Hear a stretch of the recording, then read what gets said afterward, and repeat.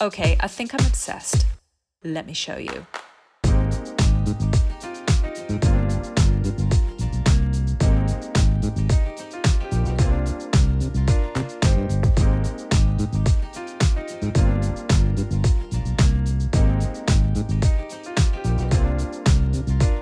Hi, welcome to Tune In, Tune Out, the Digital Marketing Dispatch, hosted by me, Duchess Robinson. This podcast, we're dedicated to exploring the ever evolving world of digital marketing. Join us as we delve into the latest trend, strategy, and innovation with leading industry experts and thought leaders on digital marketing. Hi, this is Duchess Robinson from 8 by 10 Design, DuchessPro.co. And today we're going to have a conversation about buyers, personas, and customer roles. As stated in the previous podcast, we talked about uh, what what buyers, what is a buyer's persona, and how does it equate in your marketing plan. So, just a quick definition of what that is. A buyer's persona is a semi fictional representation of your ideal customer base on market research and real data about your existing customer. So it would be, a profile image, a custom name, and a persona of what that person is. This particular persona helps businesses understand um, customers better, tailor their marketing strategies, and create more targeted content to your specific persona. So components that you would generally have, and what I would generally have for a organization or customer, company that are looking to do a comprehensive marketing plan. And that demographic information would have the age, the gender, the income level, their education status, and their marital status, believe it or not. The psychographic information will include the interest, their values, their lifestyles, their personal traits. The behavioral information would be buying patterns, brand loyalty, online behavior, purchasing habits. This way you can customize your strategy and your marketing plan based off of the personas of the demographic that you're trying to reach. The next you would want to do is the goals and challenges, and primarily the goal and objective, the main challenges and pain points of these personas, and how your product or service can help overcome these challenges. You're speaking to the psyche of your clients. It's similar to, and I forget the name of the show, where they were a group. He wasn't a lawyer, but what he would do, he would set up for different clients of a lawyer. He would set up a mock jury based off of the similarities and the characteristics of the potential jurors that you have, and they would practice this information in front of them to see how they would react and how probable it would be that you would win a case or lose a case. That's similar here in digital marketing, what you're trying to compel. These strategies are in place. So preferred channels that they would use, you would look at the social media platforms they use. Remember, I talked about, if you have not heard the previous podcast, you want to look up the what is a digital marketing plan. The previous marketing podcast, I talk about, what demographics are which, and I talked about the daycare that would be better suited to market on Snapchat and TikTok based off of the age level and demographics of their clientele. So a lot of things that you want to generalize and want to understand, for your funnels and your navigation funnels. If you're doing a newsletter, if you're doing a registration form, preferred communication channels. You want to know if they prefer email, if they prefer phone calls, if they prefer in person. These are important when you are setting up your online forms based off of the particular semi real characteristic that you've painted. So I'm going to give you what an example of a buyer persona, and I have some designs about that, and I have to readjust it. I'll add that. I'll probably do a podcast of this. I'm not a podcast, a ebook of this as well. So let's do one a tax savvy millennial.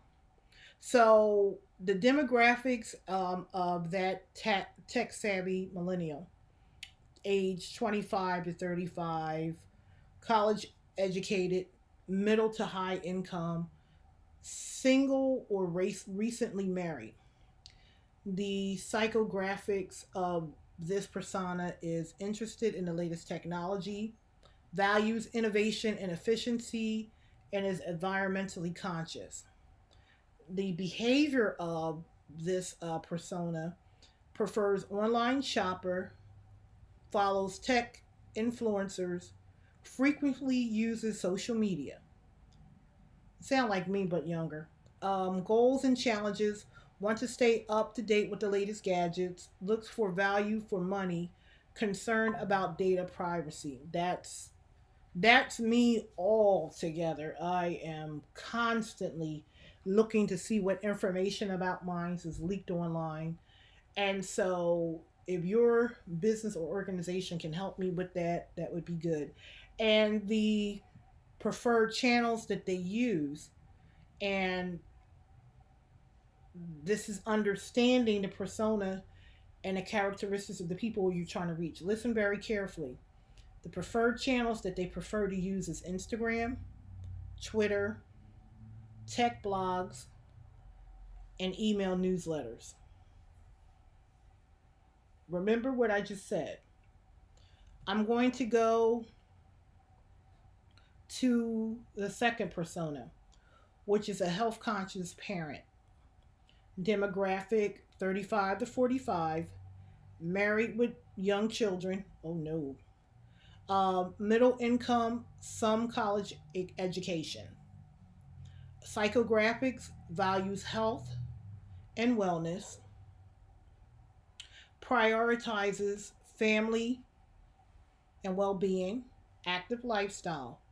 Behavioral, shops for organic and healthy products, reads parenting blogs. Remember, I told you blogs are, if you don't have an integrated blog into your business and it's consistent, you're losing out on a lot of potential clients because blogs and podcasts are two of the lead marketing tools that you have. And they like to participate in local community activities. Goals and challenges: wants to provide healthy options for their family, looks for convenience in meal planning, worried about childhood nutrition. Preferred channels: Facebook, Pinterest is big in that, parenting forums, and health magazines. I would even take it a step further. This health conscious parent, I would include me as a marketing expert. I would even include quotes from Michelle Obama. And why Michelle Obama? Because she encompasses all of the persona and what she's looking for.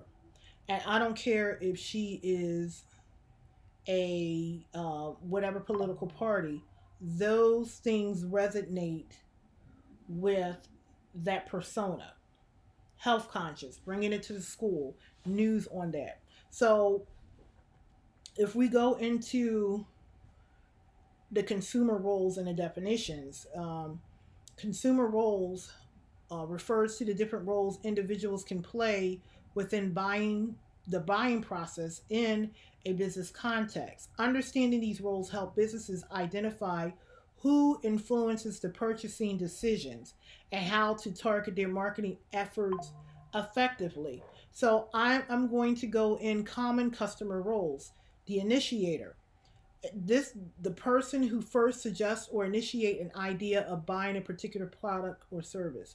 Example, a manager who identified a need for new project management software. The influencer, the person whose opinion and recommendation influences the buying decision. They often have expertise or authority in a particular area. An example, an IT specialist who evaluates and recommends the best software solution for the company.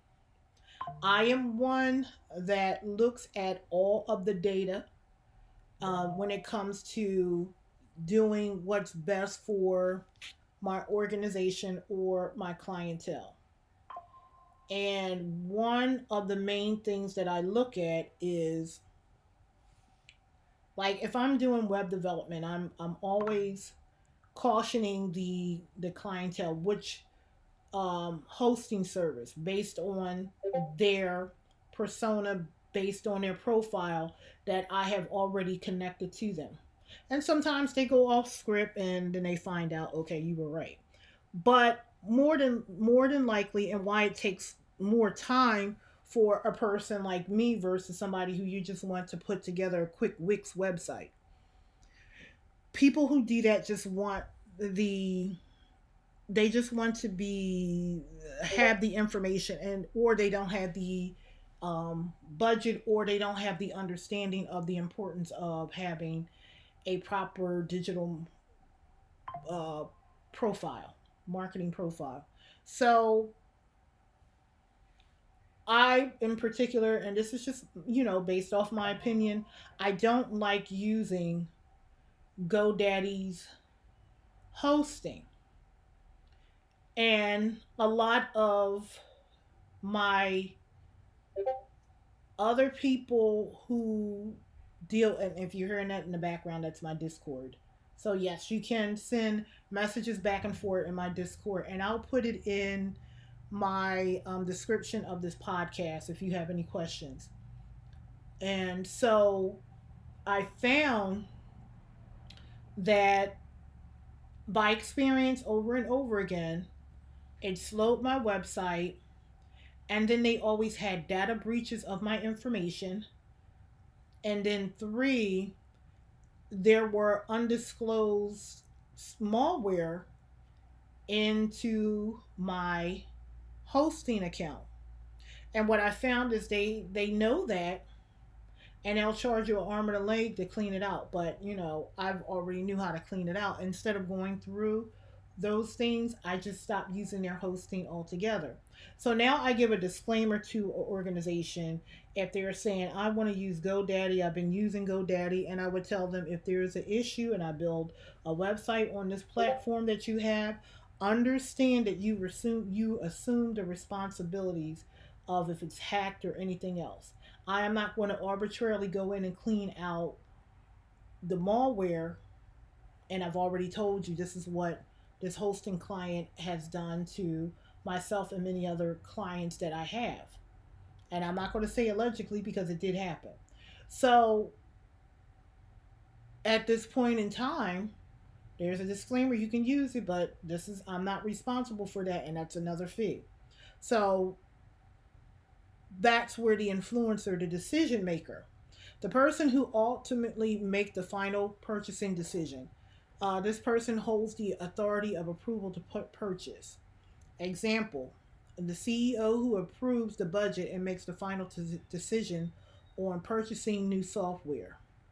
The buyer, the person who handles the transaction and purchase process. They may not have decision making authority, but they are responsible for executing the purchase. Example, the procurement officer who negotiate contracts and place orders.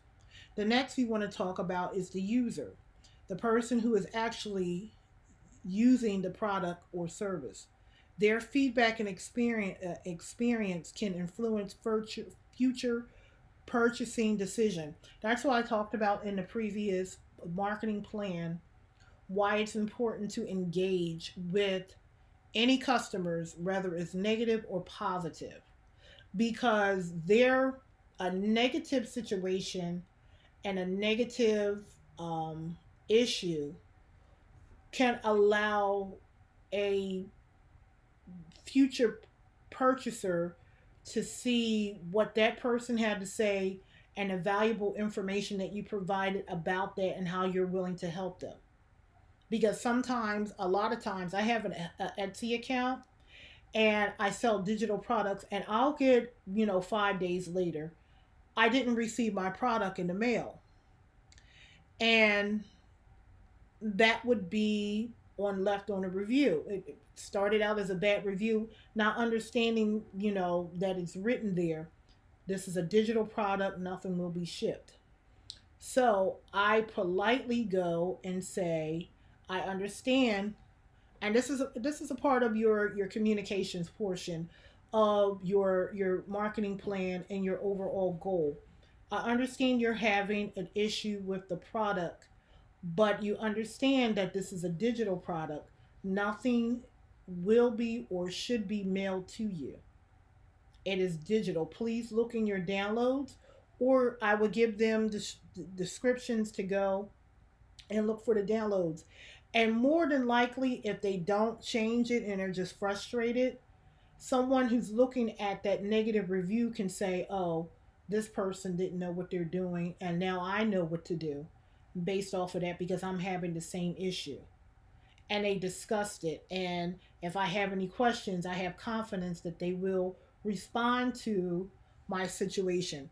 That's how you use the communication portion of understanding how it goes. So we're going to go now to the gatekeeper, the person who controls access and information, or the decision makers. They can influence the flow of information within the organization. An example, the administrative assistant who schedules meetings and manages communication with the CEO. Examples of customer roles in business to business context. The initiator, a department head who identifies the need for a new marketing automation tool. The influencer, the digital marketing team evaluates different tools and provide recommendations based on their needs. The decision maker, the chief marketing officer and CMO, approves the budget and makes the final decision. The buyer, the procurement manager who negotiates a vendor and finalizes the purchase. User, the marketing team member who will use the tool for their campaigns. Gatekeeper, the executive who manages the schedule and communication for the CMO. Example roles of business to company context. Initiator, a teenager who suggests buying a new game console. Influencer, a tech savvy friend who recommends which game console to buy based on reviews and specification. Decision maker, the parent who decides whether to make the purchase and allocate the budget. The buyer, the parent who goes to the store or online to purchase the game console. User, the teenager who will use the gaming console. Gatekeeper, the parent who controls the access to funds and approves or disapproves the purchase. Understanding the buyer's persona and customer roles will allow businesses to create more effective marketing strategies, tailoring their message, and improve their customer satisfaction by addressing the specific needs and behaviors of their target audience. So, what you've learned in the buyer's persona, and don't worry, I will take out different parts of the marketing plan overall podcast that I did, and I will break them down into different parts to understand what it is and what I'm saying. Uh, Basically, understanding who the initiator is, who the influencer, who the decision maker, who the buyer, the user, and the gatekeepers are. And you just break it down based off of those personas that you create of a potential buyer. So giving a quick example off the top of my head. So I do a lot of seals, template designs on Etsy. And generally, it's not the minister, pastor, bishop, apostle who will come to buy it. They usually have someone and say, look, I'm looking for you to find a good price on someone who can design my seal or how that can be done. This is the only budget that I have. So the initiator that suggests that is the apostle, bishop, priest, preacher, rabbi, whomever. Um, the influencer in this situation is not going to be a person per se, but it can be another minister who received a seal that they liked, and he's going to tell you where he's got it from. Some of them, if they don't want to keep it, or you may use Google or social media to find one. The decision maker on the product would be that assistant, and the buyer will more than likely be the assistant, which can have double roles. That's fine. The user, again, will be that apostle, minister, bishop, whatever. And the gatekeeper of that would be the assistant to hold the files when needed to use it for that bishop if they want to put it on signs, flyers, what have you. So understanding how that work and how to market to them and how they should see it and how that lines up is a great way to understand what it means to be in understanding buyers, personas, and customer roles. The persona in itself, knowing who you're marketing to. So back to that, we'll go back to our example with the bishop, the apostle, the priest, the minister, the pastor, the overseer, the priest, the rabbi, however. And understanding what they're looking for, creating a concept of a safe place where they can see that everything around them is based on their particular guideline of what they want to do or what to buy, a direct link. More than likely, understanding the persona of bishop, minister. They want things effective, and they want to be unique when they're putting things together, different elements, different colors. So my objective, and this is actually something I'm working on now, based on the success of that platform, I'm going to create an even more robust marketing plan for that particular store to attract more clientele to it. So I'm going to hit their persona based off of them being impulse and wanting to know who else have brought it type of thing. And them seeing other seals posted or some mock seals on how it looked on how it would look on flyers, how it would look on different things, because if they can see it and visualize it, yeah, that's where I want to go, and that will cause me to make exponentially more money. So that's how you use that in your marketing plan. So this is Duchess Robinson from 8x10 Design, DuchessPro.co. Thanks for listening. Okay, I think I'm obsessed. Let me show you.